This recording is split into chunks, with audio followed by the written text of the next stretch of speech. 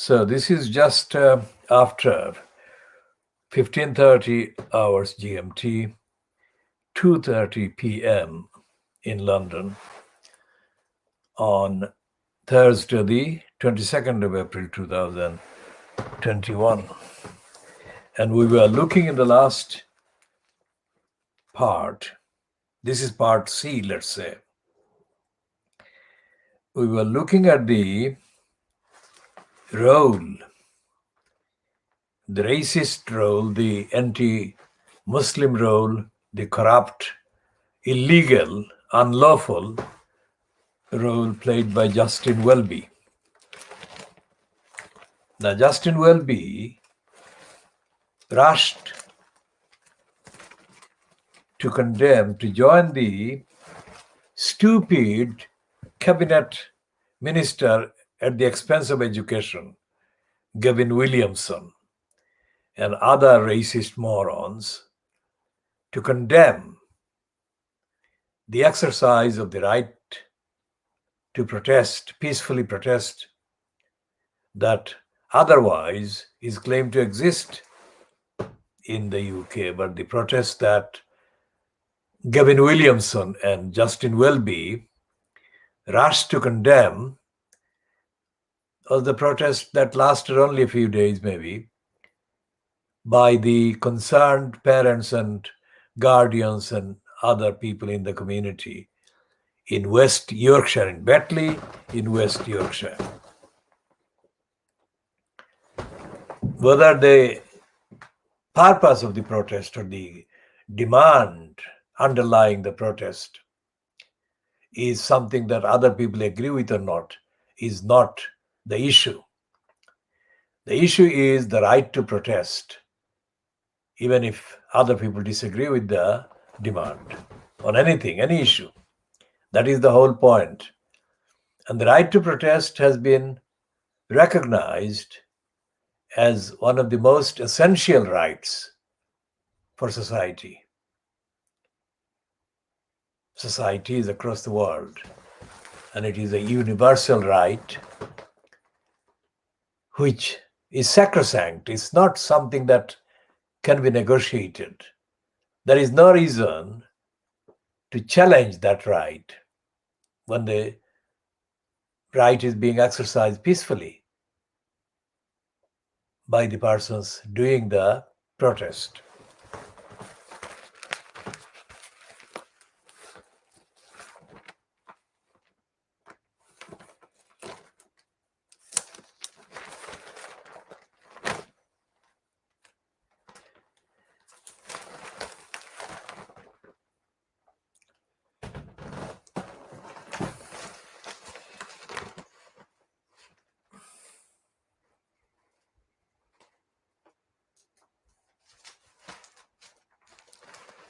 And this comment that we are making now is prompted by this plug for Welby, the same Welby, being reported by the Lying Times as being concerned about racism in the church. Now he's saying, Welby, that his church, that he's the kind of official top post holder of, has failed to tackle racism. Well, that heading is false on more than one count. He's saying tackle racism. He's not saying end racism. He's not saying stop racism. He's saying tackle racism. And tackle is open to all kinds of interpretations. It's not a straightforward message. Now, whether it was the decision of the Times editorial or sub-editor or editors is not obvious, but whoever was responsible for this, other than Welby, if Welby's statement does not say tackle and says end racism or stop racism, then whoever was responsible for that heading did a racist job. And the reading of the actual copy underneath that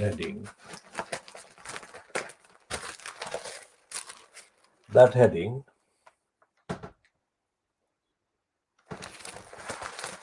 it says, Welby says church has failed to tackle racism.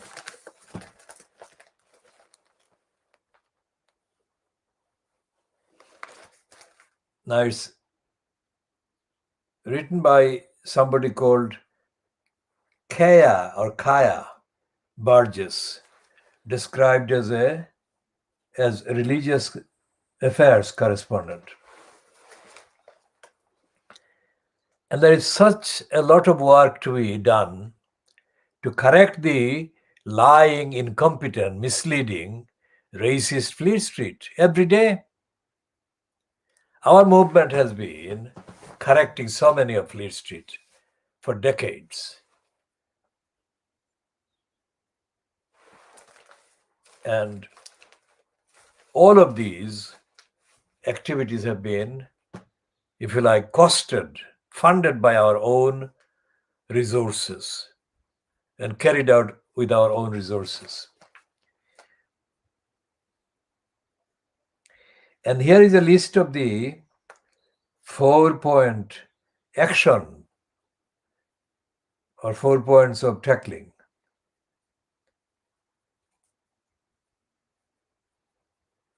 And that is taken from this 4-point kind of program, is taken from an apparent report called From Lament to Action.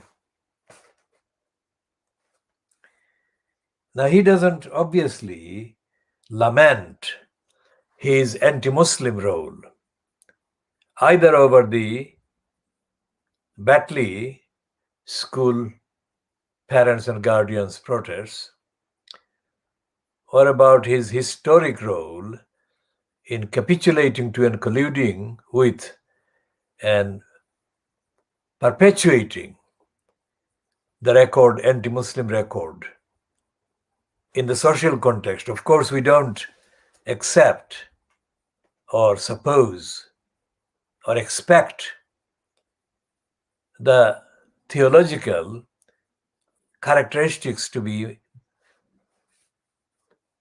mixed up, or the theological orientations of the various faiths to be confused, confounded. What we do expect is autonomy, that all faith groups, their so-called spokespersons and, quote, leaders, such as, in this case, Justin Welby, who is described as the Archbishop of Canterbury, that is the headquarters of the Anglican Church that is based on England. It's a Protestant Anglican church. So they've said that the report from the Archbishop's Anti-Racism Task Force, founded after the Black Lives Matter protests last year, follows revelations days earlier that non-disclosure agreements had been used to buy the silence of those who have made racism complaints within the church. Now, notice the language. Racism complaints, not complaints against the racist behavior of the Church of England. So this Kaya Burgess is responsible for this to a significant extent, and we shall be putting the questions to her based on this latest evidence of her pro-racist distortion of the facts about racism in this country, and the facts about the Church of England's racism, and the facts about the Church of England's Justin Welby's racist behavior, as most recently expressed against the protesting parents and guardians in West Yorkshire, in Batley.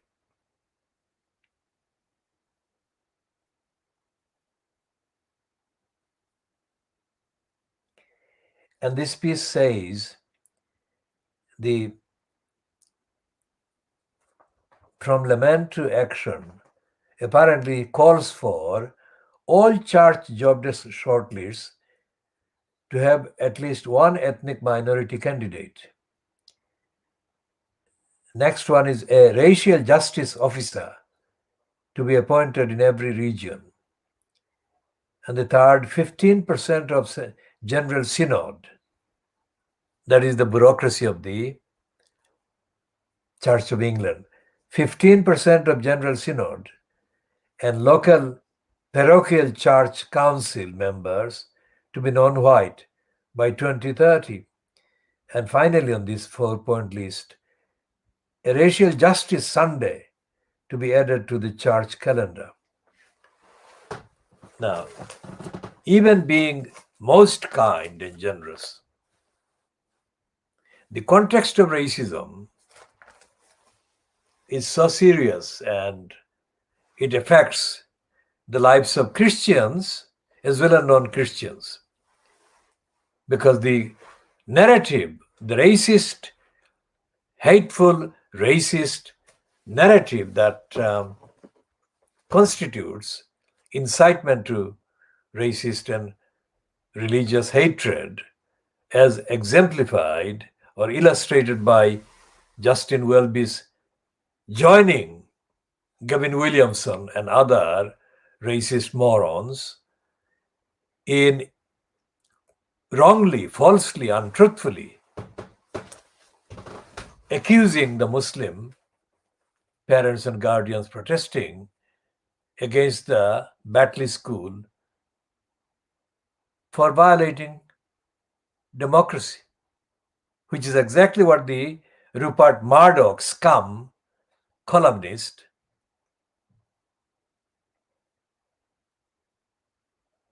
Trevor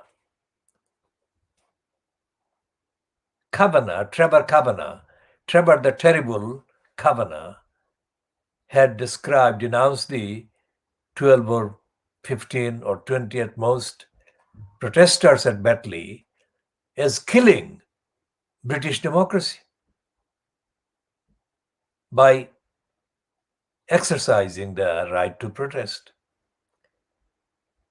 I mean, it is beyond denunciation and condemnation of the facts. How could that protest be said to be killing anything to do with democracy? They are exercising the most basic right available in the stated democracy. So here is the Welby, plug for Welby by the Times, saying that the church has failed to tackle racism. And it's not, the piece itself is not saying that the church is racist, let alone that it is anti-Muslim or fomenting anti-Muslim hatred.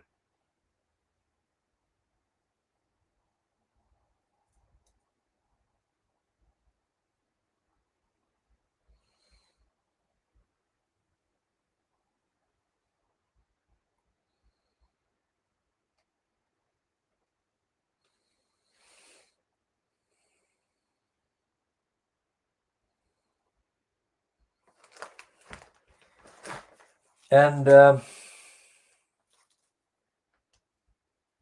is a reference to the Jewish synagogues.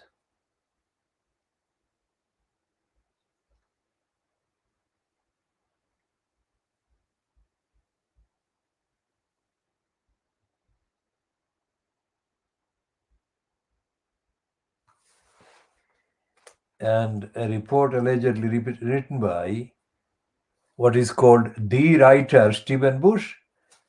Now, Stephen Bush is an intellectual infant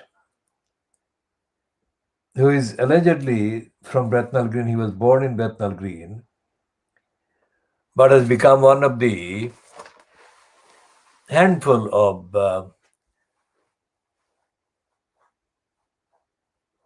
I think he's probably mixed race or African origin. And he's one of the handful of currently paraded diversity exhibits on the mainstream media. And he doesn't disappoint.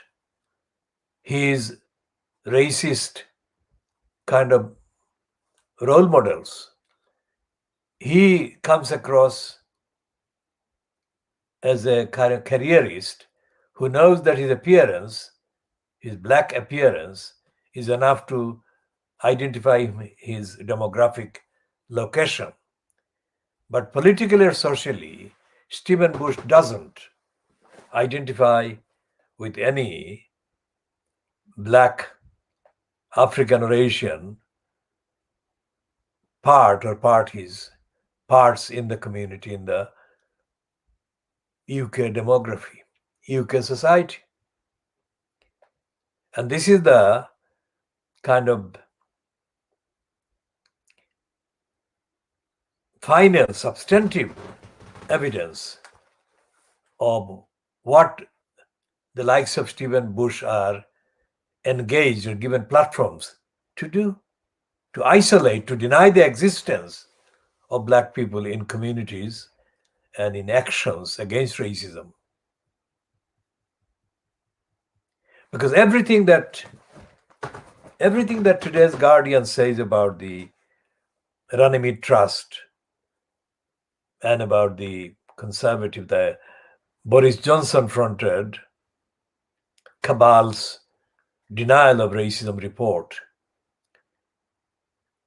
has been examined, if you like, in detail, contemporaneously, as I am doing today's racist coverage of the issues concerned by the Guardian and the Times, for example. And I have been doing it every day for decades. And everything I have said, for example, I can speak only for myself in terms of evidence, has been vindicated.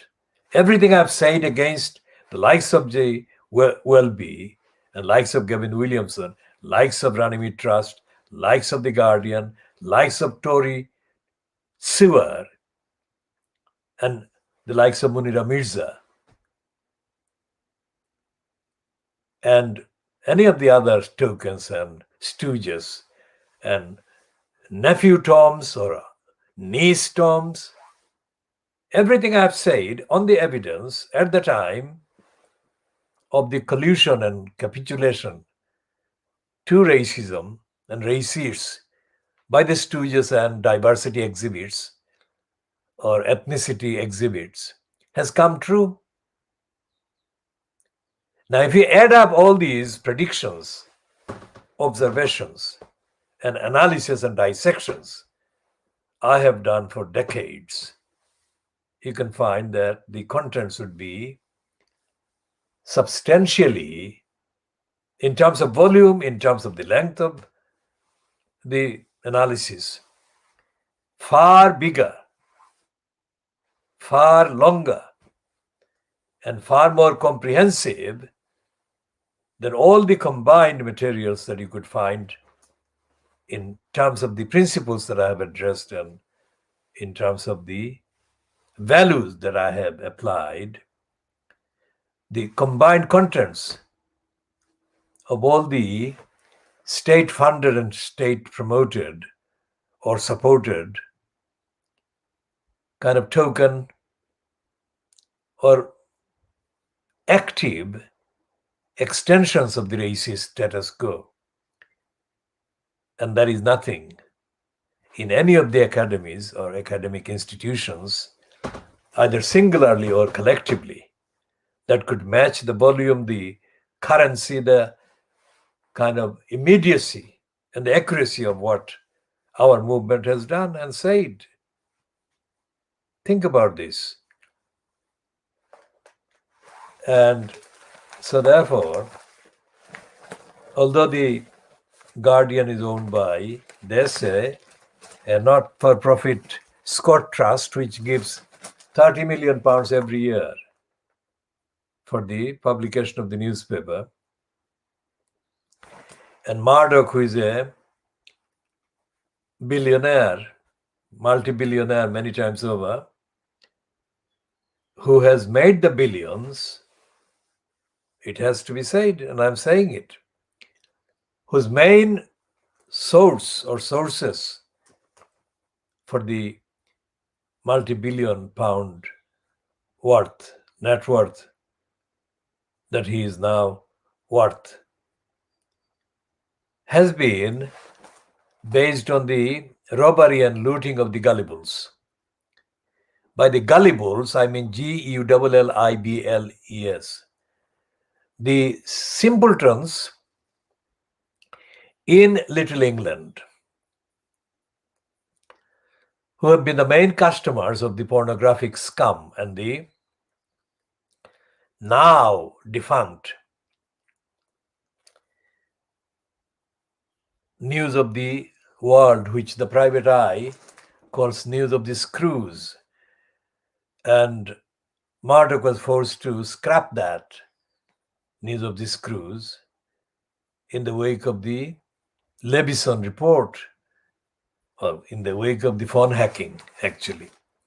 That was later examined in some detail through the Levison inquiry that was fronted by Brian Levison, born in Liverpool in Merseyside, and who was afterwards, quote, president of the Queen's Bench Division in the High Court in London.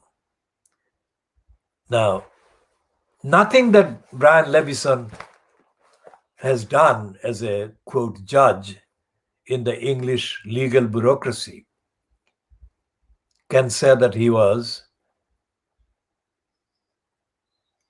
upholding due process equally or at all when it came to the rights or the attempts to exercise the rights by the people of African and Asian origins to seek remedies, fair remedies, through the judicial bureaucracy. So having said all of that, it is important to say that when we say this is a world exclusive diagnosis of Fleet Street, it is world exclusive on every level. And we have to say that, although we don't have on the Khudilar kind of channel in Facebook and others,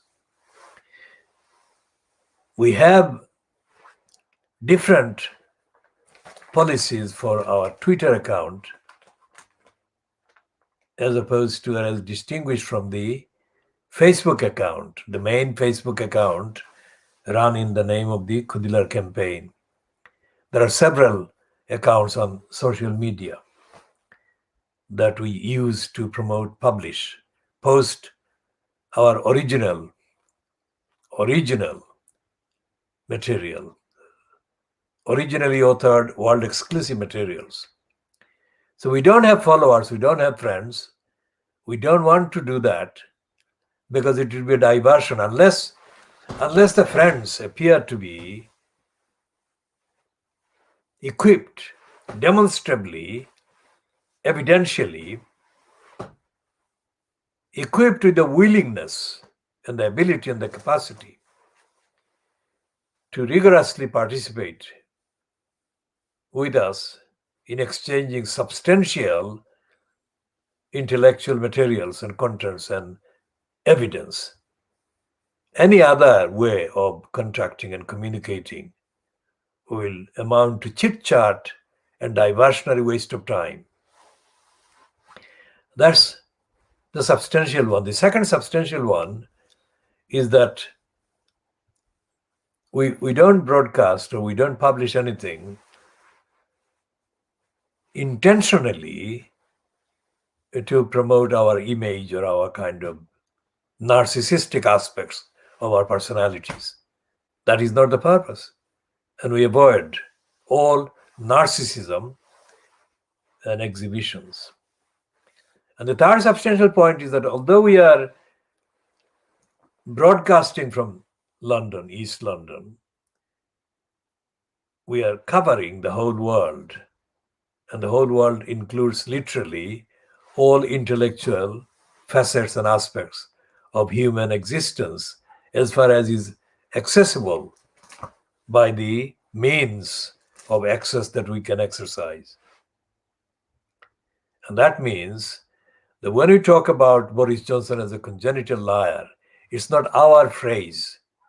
We haven't called him congenital liar. We didn't devise that phrase. We did use the word Boris Johnson, about Boris Johnson as a liar. But that is based on overwhelming, undeniable evidence everywhere that Boris Johnson is a liar, has been a liar. But the particular phrase congenital liar was used not long ago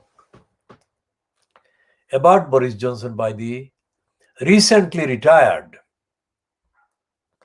diplomat, that is the envoy, the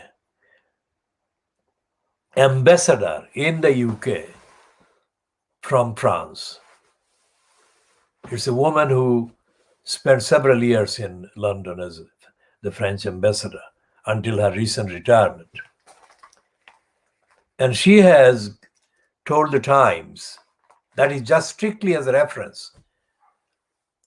We don't refer to the Times as a source of authentic information or commentary.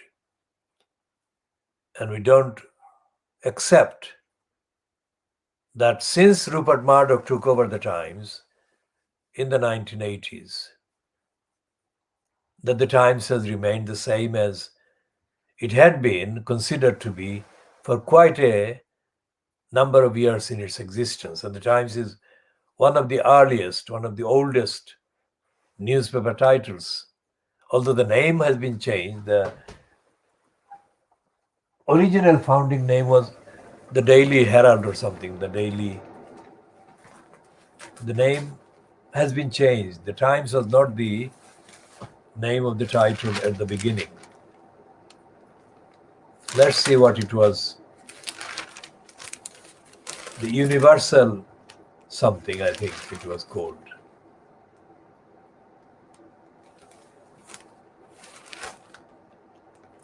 I'll come to the fascinating thing. But here is the cartoon today by the cartoonist Peter Brooks, whose cartoon sums up a number of issues. He calls it the false dawn with a question mark, and the Statue of Liberty holding the banner Black Lives Matter. And this is the cartoon that reflects the immediate, intelligent kind of response to the verdict so far against Derek Chauvin, who murdered the black man George Floyd. But in addition to that, that is absolutely a false dawn. That is very true, because it doesn't mean, that verdict doesn't mean that other murderers of black people would be found guilty in the same way. So that is very fact-based. Now there is a piece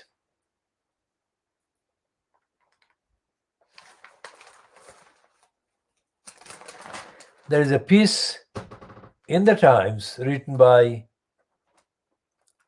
David Aaronovitch, and the heading is Americans are in denial about enduring racism. Now Aaronovitch himself is a racist, and he would never write anything like this one about Britain, and the Britain being, or the Britons, the relevant parts of the demography in the population that constitute, quote, Britons, are in denial about enduring and perpetual racism in Britain.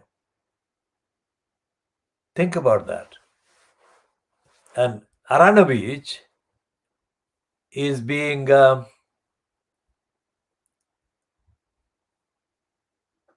dishonest, typically dishonest, because for Aaronovitch to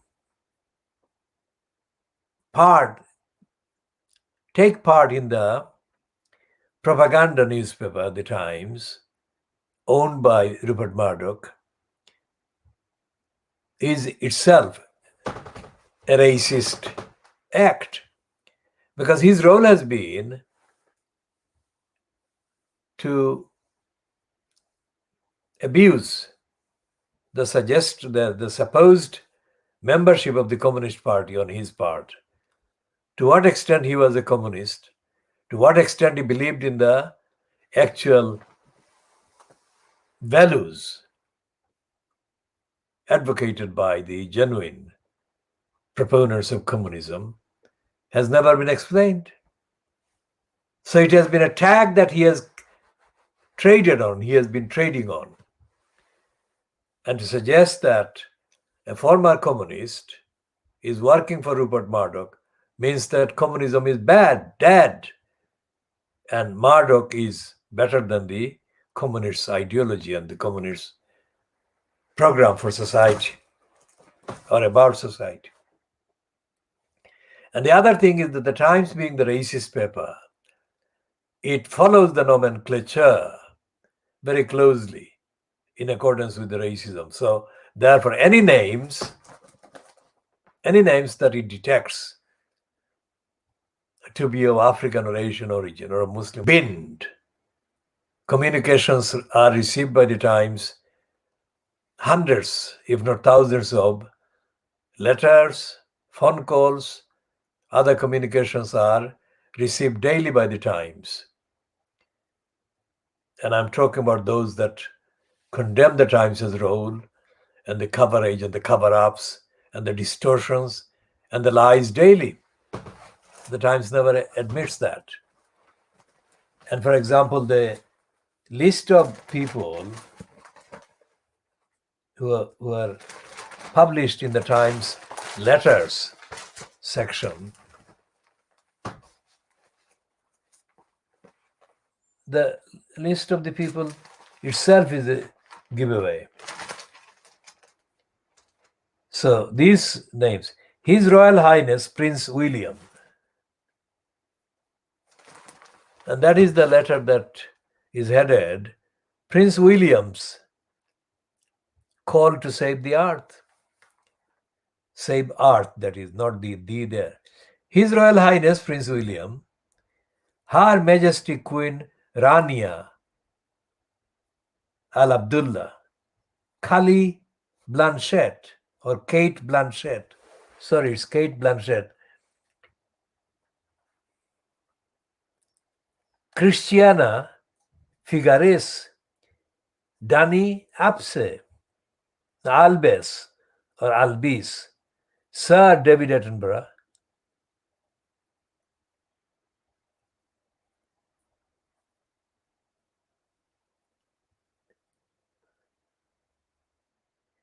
this is a strange name, Hindu Omaru Ibrahim.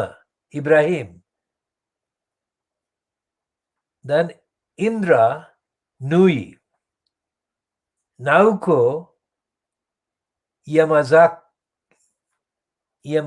yes. Dr. Nigel, or no, Dr. Ngozi Okonjo Ayuela, Shakira Mubarak, Yao Ming. So this is a rare thing that still has the name His Royal Highness Prince William. So that's the English name in the letter. And then the other letters, this is the one that is about the Football Super League, Need for Independent Regulation of Football, written by Greg Dyke, former chairman, Football Association. Now, Dyke is a racist liar and criminal colluder with conspiracy at the BBC to fabricate a defamation. We shall be talking about the liar, racist liar, Greg Dyke, in due course. Then another one, Peter Murphy. Then another one, Deborah Tyler. This Deborah Tyler seems to be writing from an address in London E1 which is rare. Then Peter Holden, then Dr. Fiona Cornish. Now, that Cornish is that's worthy of a footnote about the distinction, the nomenclature, and the nationalities. Lord Cormac, Carol Luck, Dr. John R. Clyden, Elaine Yeo, Luis D. Berniares, and Marcus Binney.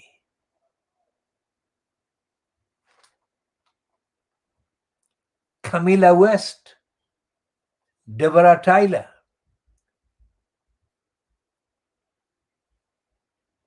Peter Murphy, and Greg Dyke, of course.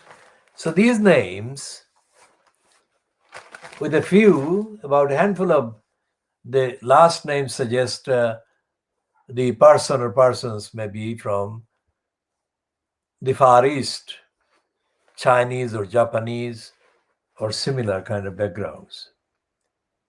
But essentially, all the names in the nomenclature, apart from the one kind of which is fronted by or which is shown led by Williams, are English centric or anglicized. And there is nothing in the Times letter section which is supposed to be the section that represents the readers or the readerships. Nothing in the Times today in the letters that represents, reflects, or recognizes even the existence of racism. And there is no reference that I can find to the literally hundreds, let's say hundreds, just to keep it simple, declarations and charters and conventions and agreements and treaties that the UK is a signed up member of. And those treaties and declarations and conventions came into vogue with the and following the foundation of the United Nations. And the founding purpose of the United Nations was to stop wars. Understandable, because it was formed in the immediate aftermath of the end of the Second European War. Notice what we are calling it. Second European War. That is a rejection of the imperialistic piece of denial on the front page of The Guardian today about the, quote, Commonwealth soldiers who lost their lives in that war. Because it was a European war, the racists, imperialists, the British ones, have not included the people of African origin or the people of Asian origin who were conscripted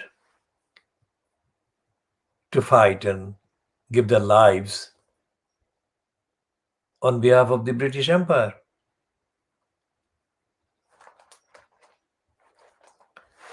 So there is nothing in the narratives perpetuated every single edition by the Times or the Guardian that recognizes the existence of the world outside of Little England. And this letter about saving the earth is stupidly headed. William is not going to save the earth if he can't save the kind of relationship with his brother. Because William has been the one that has been losing credibility universally, internationally, in the split that is now underway between himself and his brother. And that is based on Williams telling his brother Harry not to marry Meghan. This piece is undeniable.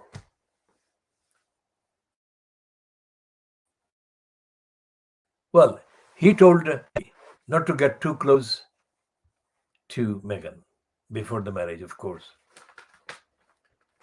Now, he had no right to do that because Harry knew Meghan more comprehensively than Williams ever did.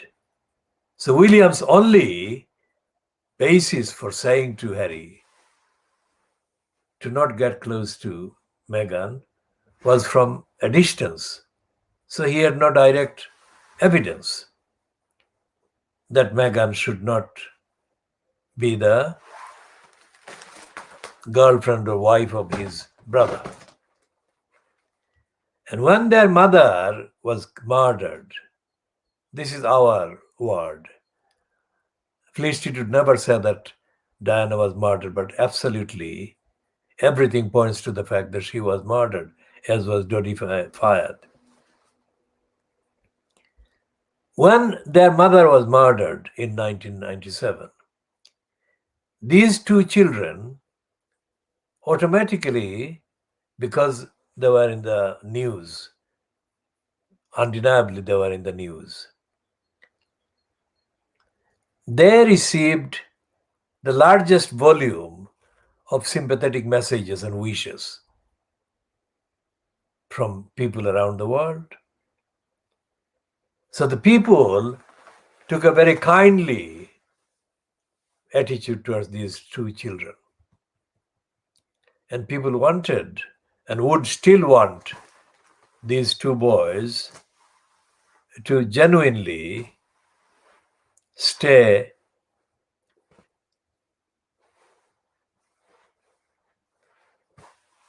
in brotherly communication that is consistent with that attitude towards them of goodwill from the whole world. If that happened, then William can only benefit in his entire life that is ahead of him. But he is misguided, he is ill-advised to take a racist line and completely spoil it, ruin it. He thinks that he and the rest of the royal family have shunned Harry. But the losers have been them, because that has been the contentious issue that has distracted from the otherwise positive way that he could be moving forward. I say that as someone who doesn't believe in the superiority of the individuals based on the family they are born in or whatever. I believe in absolutely believe and have always believed that conduct, character and behavior are the main criteria, the measures of somebody. So I would say that Williams should save the relationship with his brother, and then he can help save the world. And the other thing is, of course, Williams has not signed a letter against corruption in public life, but he has been able to come to public platforms and pretend to be concerned about the fans of the football fans, soccer fans. In order to get traction and credibility, anyone in Williams's position, and this is a training phase, apprentice phase, that he should be taking very seriously. He should behave, he should come across as consistently honest and straightforward and without malice. If he did, and it's still not too late, he can have a better future than he would otherwise have.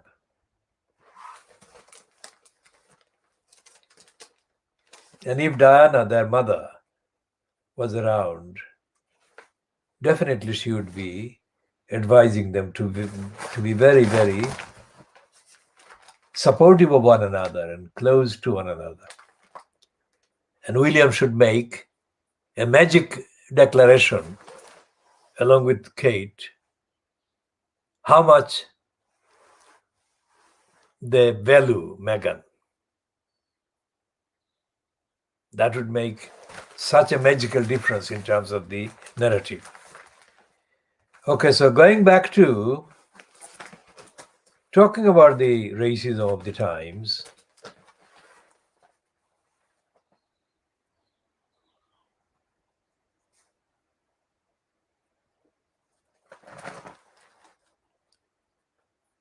there is this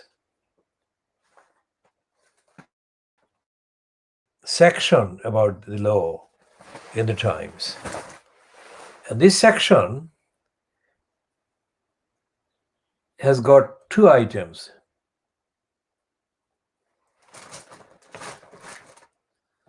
One is the civil chief promotes a digital future for the law, and the other one is has the wig finally had its day. By the wig, they mean this one, the headgear or the headwear.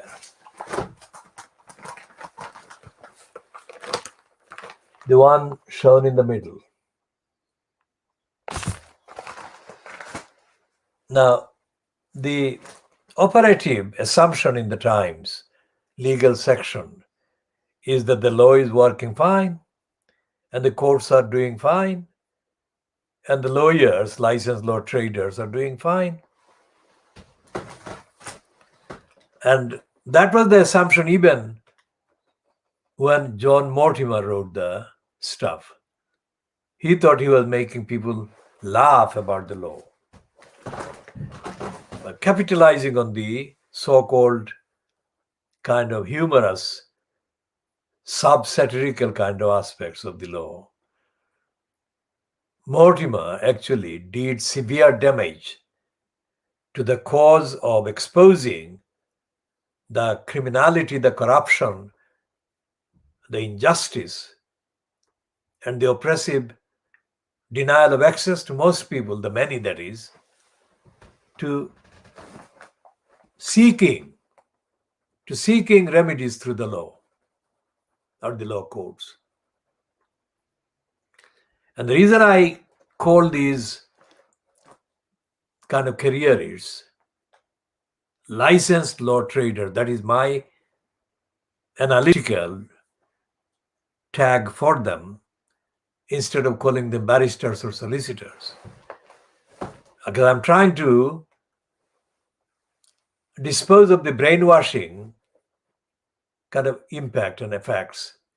Any mention of somebody as, quote, barrister or solicitor carries with it, the mention that is, of the lying message that these people are dependable and reliable and they are knowledgeable and they're competent and they're fair. Well, all of that is wrong. Because all the crimes in society that are later recognized as crimes but not recognized at the time of the occurrence as crimes are committed by the complicity and collusion of licensed law traders. Say, for example, Tower Hamlets Council, or Newham Council, or Lewisham Council when it was plagued by Steve Bullock, the crook that had worked or had been hired as a propagandist manipulator for the regime of the liar Ken Lying Still Livingstone in the 1980s at the Greater London Council. Every council, including Tower Hamlets, Newham, Lewisham, has got a thing called the monitoring officer. We have discussed monitoring officer before, but just to give an idea about what monitoring officer is to anyone watching this for the first time, is that it's more often than not, it is the person who also holds the position of the head of the legal section in any council. So it's an in-house appointment. And this person is supposed to be watching for the compliance by the council with the requirements of the law. That is the theory. The fact is that this person, in the vast majority of the cases, 90% of the cases, if not higher, serves the regime, whoever fronts the regime at the time, in the particular council, gets the monitoring officer to act as the kind of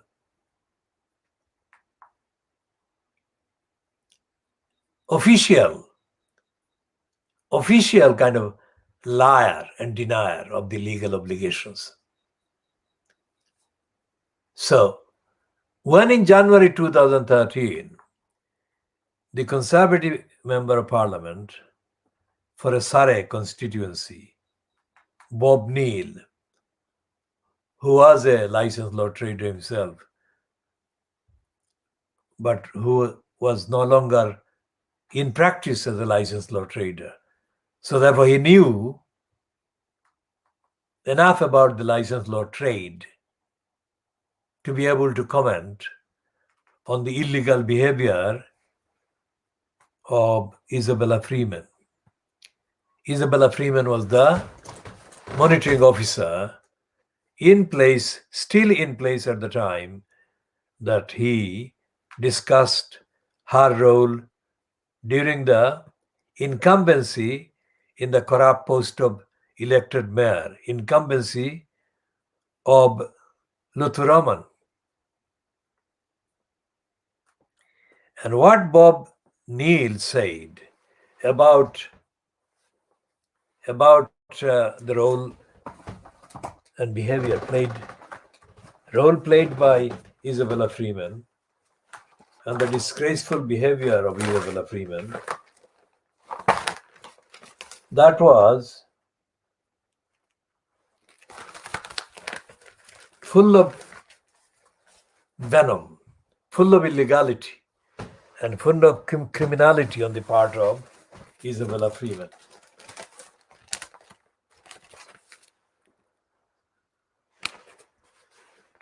And Freeman was condemned by evidence, the facts that Bob Neal referred to, including the fact that she was spending public money in pursuing two councillors that were against Luthuraman. And she was making excuses to pursue complaints against opposition complainants against Luthuraman. So that was not only in breach of her officially stated duties and remits as the monitoring officer, she was actually taking part in a series of criminal activities, harassment and fabrication and so on. Now, Bob Neal didn't go into this kind of precise details, or he didn't use this kind of phrases that I'm using. But Bob Neal didn't know Isabella Freeman as I did, because since she was identified as a post holder in a senior post as the licensed law trader in the council, some years before Luthuraman even became known as a councillor, I had reasons to deal with her in relation to the council's obligations and duties which were being broken by the particular lying employees in the council. And my experience included kind of claims, outstanding claims that had been carried forward from the 1990s, when the Tower Hamlets Council had, during that decade, not throughout the whole number of the 10 years, but throughout that decade, the Tower Hamlets Council had in post Sylvie Pierce, stated to be the first chief executive of a local council, or first chief executive of Tower Hamlets Council, let's say. So these tags, first woman chief executive or first Muslim mayor or something, these tags are misleading, not because I don't want to accept that, I don't want to refer to them, but the tags suggest some kind of virtuous behavior or virtuous service by these individuals that simply do not exist. So my contact with Sylvie Pierce in the 1990s, in the late 1990s, last half of the 1990s, began after I found evidence of wrongdoing by Tower Hamlets Council. And so when I contacted her on those facts. And I contacted her in the same way that I contact any decision maker, and had contacted every decision maker.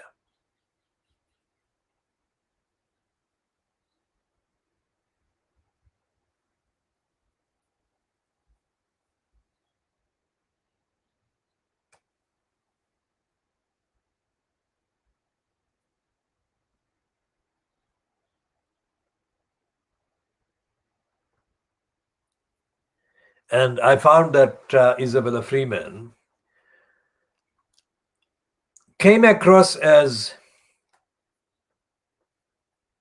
almost interested in delivering the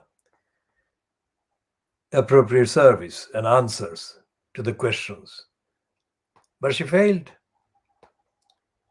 And her failure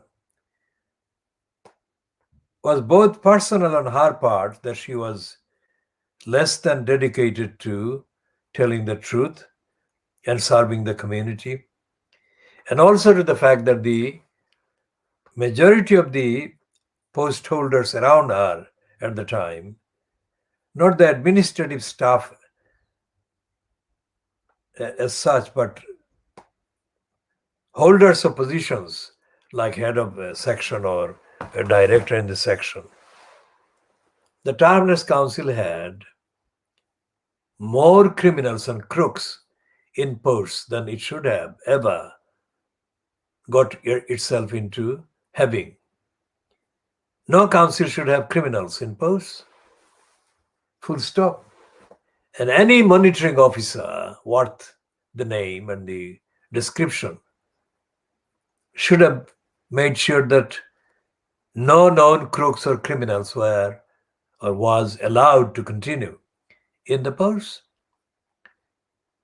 And why am I saying that? Because I identified the criminals, chapter and verse, in detail, consistently. No action was taken against the criminals. Two of the criminals, one is called Colin Cormack, and the other criminal who is still there, Steve Hill. These criminals have made decisions and lied on decisions and issues and the council's obligations that have been completely illegal, racist, prejudiced, and corrupt, and have caused damages and detriments that amount, these detriments and damages in terms of course in pounds sterling in 2021 prices amount to billions of pounds of losses.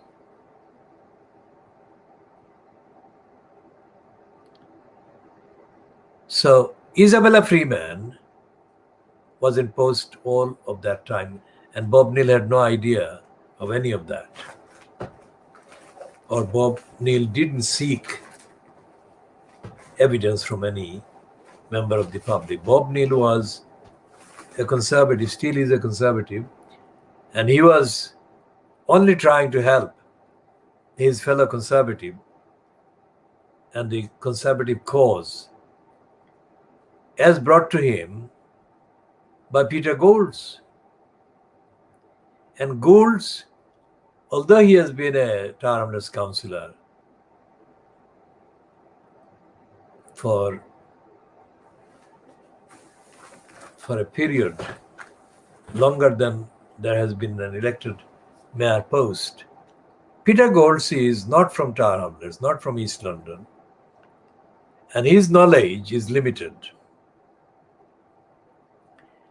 And the fact that he's a racist, anti-Muslim racist, means that his knowledge of Tower Hamlets is even more limited and more corrupt, more biased than it should have been. Although there are several Bangladeshis Peter Goulds has been in contact with, or the Bangladeshis who have contacted him and have been in contact with him. But those contacts have not been objectively independent and neutral. Those contacts have been contaminated by the purpose which has been prejudicial to and against the rights of the Muslims and the Bangladeshis in the borough. So although Peter Goulds has been mentioned in the mainstream media, in the Fleet Street as well, writing supposedly about Tower Hamlets, those mentions have not included the ordinary day-to-day rights and claims and needs of ordinary people in Tower Hamlets, which Isabella Freeman has obstructed and denied, and which Peter Goulds has had shown no interest in knowing about, because they are all about the obstruction suffered by and caused to the Muslims, the Bangladeshis, in the borough.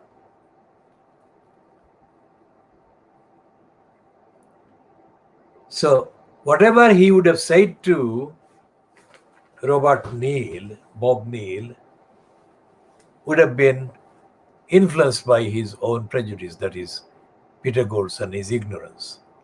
And that was how Bob Neal's references to Tower Hamlets in that debate in January 2013 reflected.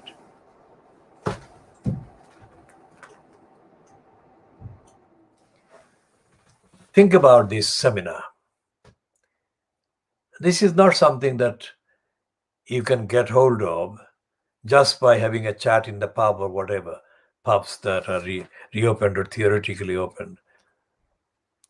These statements that I've just made are crystallized from years of work, right across the council's corruption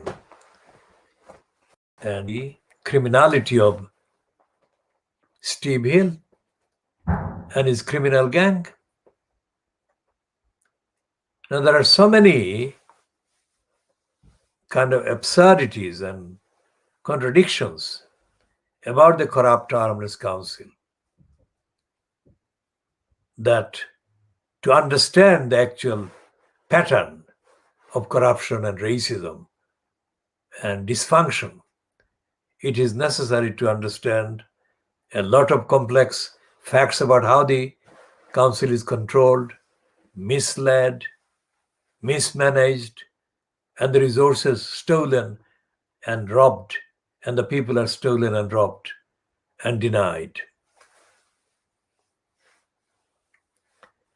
So there is a lot of information that cannot be conveyed just in one sentence. There is a lot of deep familiarity with all aspects of the local council and the local community of society, of people, of all other agencies of the state that are necessary.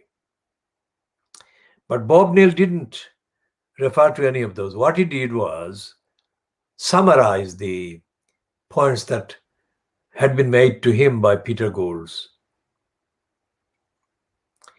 And so he said that Isabella Freeman was hounding three kind of identified groups. One was a journalist called Andrew Gilligan, and the other two were Josh Peck, at the time representing the labor group on the council, and Peter Goulds himself, who represented the token presence of the conservatives on the council. And what Bob Neal said about Isabella Freeman was that instead of taking seriously complaints against Luther Rahman and his side, she, Isabella Freeman, was pursuing people who coincidentally happened to be complainants against Luther Rahman. So she was not taking up the complaints. She was not acting on the complaints against Luther Rahman, but she was harassing those who had complained against Luther Rahman. And in the process of harassing, Isabella Freeman cost tens of thousands of pounds or significant amounts of money that belonged to the council, belonged to the community, belonged to the electors in Tower Hamlets. And that was a relationship. That was a relationship that was completely poisonous and toxic and illicit, illegal, unlawful, contemptible.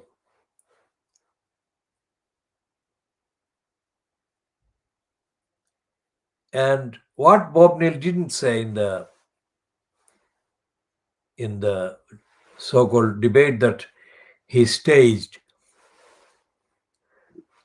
about the monitoring officers was the lack of democracy in the general frame of the council, because it was a elected mayor system. He didn't dwell on the elected mayor system and the defects, serious defects that the elected mayor system brought with it. Now, had he actually debated or looked into the kind of part played by the elected mayor system in enabling that illicit and corrupt, illegal relationship between Luther Rahman and Isabella Freeman to prevail, then he would have obviously made a very clear call for the scrapping of the elected mayor post. But he didn't. So who is going to deal with the corruption of somebody like the monitoring officer, the entire legal team or legal support team, so-called? Of course, it can only be done by democratic campaigners, rights campaigners. Are the councillors in Tower Hamlets in place in Tower Hamlets Council, or is there among the currently still installed councillors in Tower Hamlets Council, is there any activity being done by any of those councillors to restore accountability, democracy, transparency, establish democracy as the form of governance by Town Hamlets Council? The answer is not sure, because there is no evidence that anyone is talking for democracy or democratizing Town Hamlets Council. No evidence, no sign, no kind of clue as to what impact the elected mayor system has been having against democracy, against people's rights, against the environment, against community safety, against lack of housing, lack of accountability, lack of safety in the community. Because remember,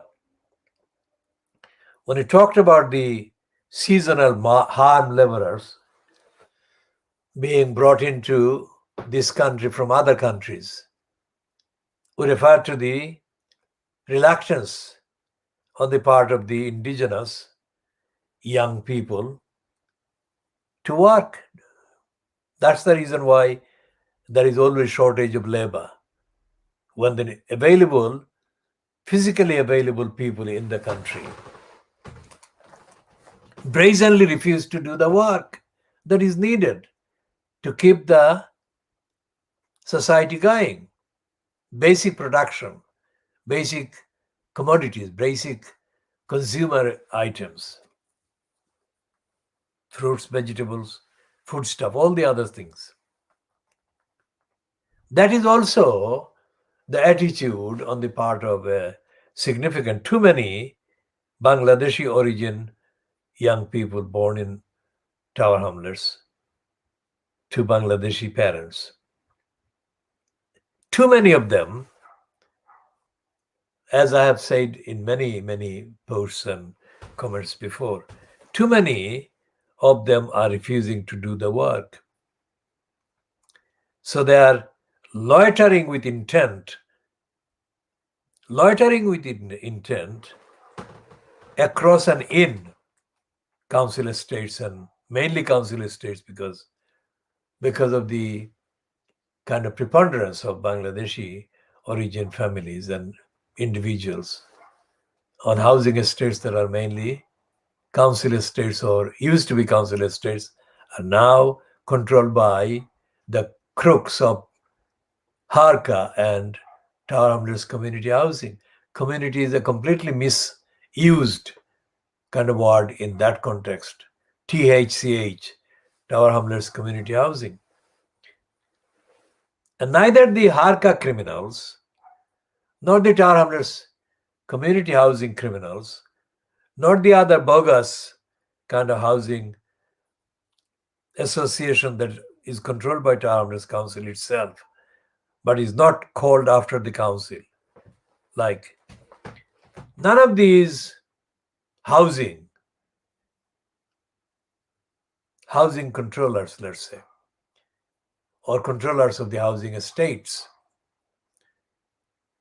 none of them, there is absolutely no record, no evidence that any of them has actually expressed any concern about the need to stop criminals invading the spaces on the estates that ordinary residents need to be freed.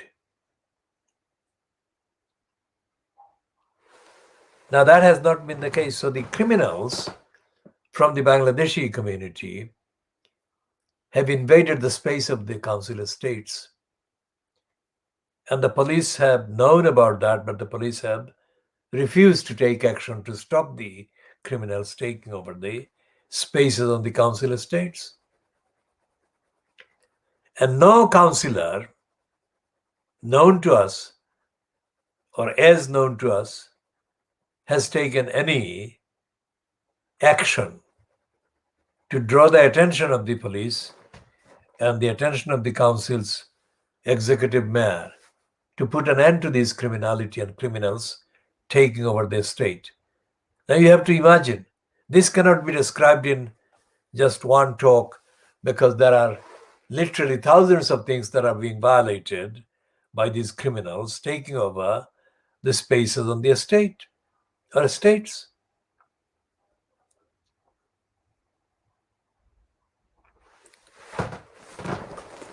So what we shall be doing is continuing with this and continuing to talk about Armorers Council, Isabella Freeman, and the criminals taking over the estates.